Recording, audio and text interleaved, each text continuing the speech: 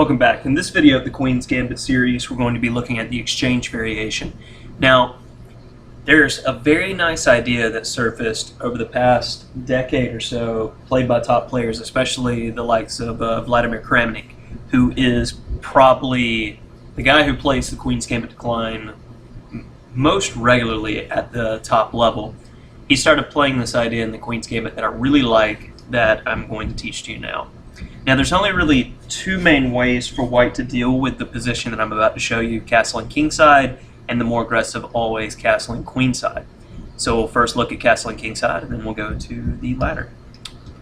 Okay. So we're seeing this move order again with e6, which we've discussed in a previous video, but then we quickly get to our position. And the exchange variation is, of course, this position after bishop g5, and on c6, we see very quickly the skeleton structure. Now, the old main line of the Queen's Gambit Declined, which scores something like 65 to 70% win for white, is simply castling kingside and either knight f3 or knight e2, rook e8. Now, white has the option to castle queenside or castle kingside. And after h6, bishop h4, knight e4, we get this type of position. And this is an okay position, but this is by no means what I recommend. I feel that white's been getting very adequate play with rook b1, b4, a4, b5 with a minority attack, and the position's just good for white. So in this position after bishop d3, we have the idea knight h5. And the main idea of this move is I'm going to get rid of a piece right now.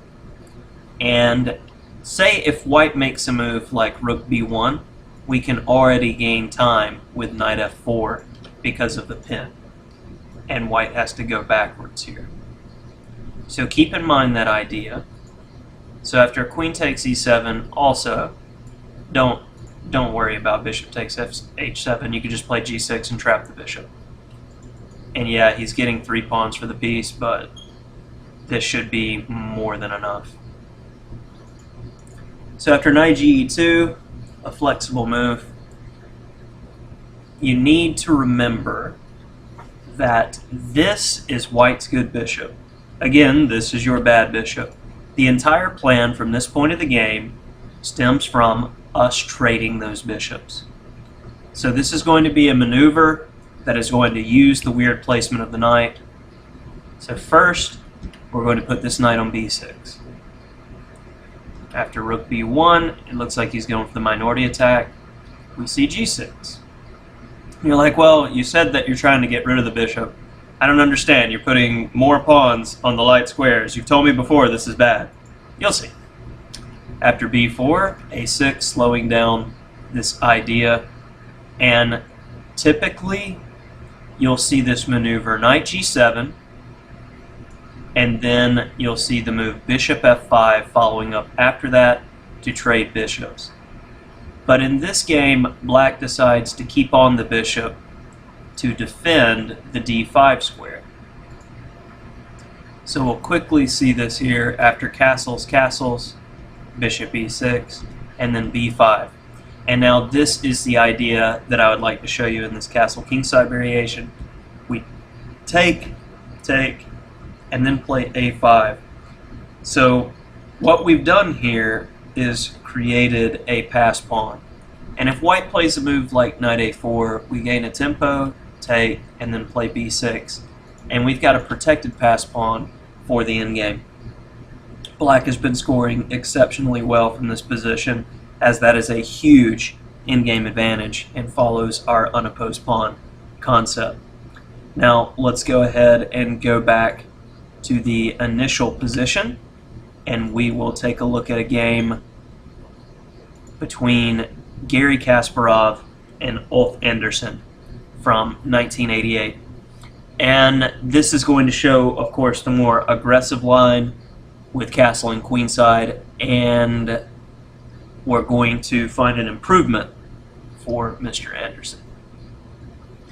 So, seeing the same move order, takes, and we're going to get to our position. And what is the move here again? Knight h5. And after knight g2, instead of knight b6, he plays g6 immediately. The moves are pretty interchangeable. Castle queenside, knight b6, as we saw it. Quickly, one move or the other at that time, they're both good. And we'll say, first we'll look at king b1. And after knight g7, bishop f5 is threatened, getting rid of the bishop.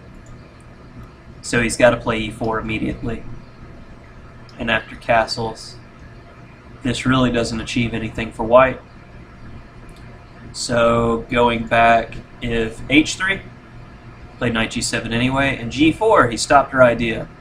But we're not too concerned because we'll just put the bishop on d7, and after castling queenside ourselves, we secure our king, and then gradually we are going to play for these squares. I really like that move, queen h4, with the idea of playing h5 with counterplay and attacking these weak pawns. And the last of the moves we'll talk about is knight g3. He takes, and then plays h5, gaining space and securing those pawns. So after king b1, bishop e6, and castling queenside